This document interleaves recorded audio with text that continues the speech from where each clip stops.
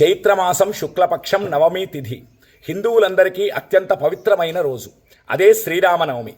లోకాభిరాముడైన ఆ దాశరథి జన్మించినటువంటి ఈ పర్వదినం గురించి, ఆ పండగ వెనుక ఉన్నటువంటి ఆధ్యాత్మిక విశేషాల గురించి ఈరోజు మనం తెలుసుకుందాం. త్రేతాయుగంలో అధర్మం పెచ్చుమీరినప్పుడు రావణాసురుడి అరాచకాలను అరికట్టడానికి శ్రీ మహావిష్ణువు ధరించినటువంటి 7వ అవతారమే శ్రీరామావతారం.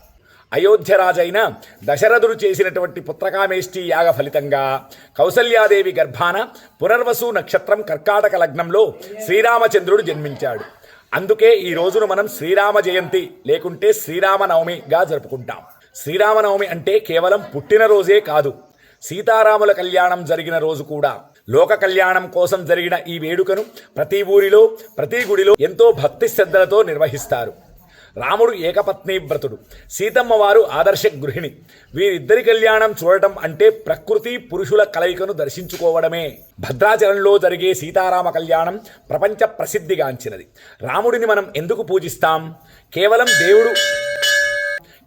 దేవుడు అని మాత్రమే కాదు, ఆయన ఒక ఆదర్శ పురుషుడు. తండ్రి మాట కోసం రాజ్యాన్ని వదిలిన ఆదర్శ పుత్రుడు. తోబుట్టువుల పట్ల ప్రేమ చూపే ఆదర్శ సోదరుడు. ప్రజలను కన్నబిడ్డలా చూసుకునే ఆదర్శ రాజు. కష్టాలు ఎదురైనప్పుడు ధర్మాన్ని ఎలా తప్పకూడదో రాముడి జీవితం మనకు నేర్పుతుంది. రామో విగ్రహాన్ ధర్మ అంటే రాముడే ధర్మానికి ప్రతిరూపం. ఈ పర్వదినాన ప్రతి ఇంట్లో వడపప్పు మరియు పానకం నైవేద్యంగా పెడతారు. పానకంలో వాడే మిరియాలు, బెల్లం, శొంఠి వేసవిలో వచ్చే అనారోగ్యాల నుండి మనల్ని రక్షించే ఔషధ గుణాలు కలిగి ఉంటాయి. అలాగే రామాయణ పారాయణం చేయడం వల్ల, రామనామస్మరణ చేయడం వల్ల మనసుకి ప్రశాంతత లభిస్తుంది.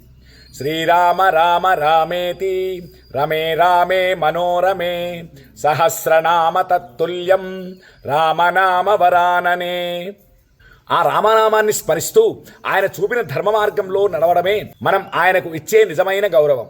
అందరికీ శ్రీరామనవమి శుభాకాంక్షలు. శ్రీమాత్రే నమః. స్వస్తి.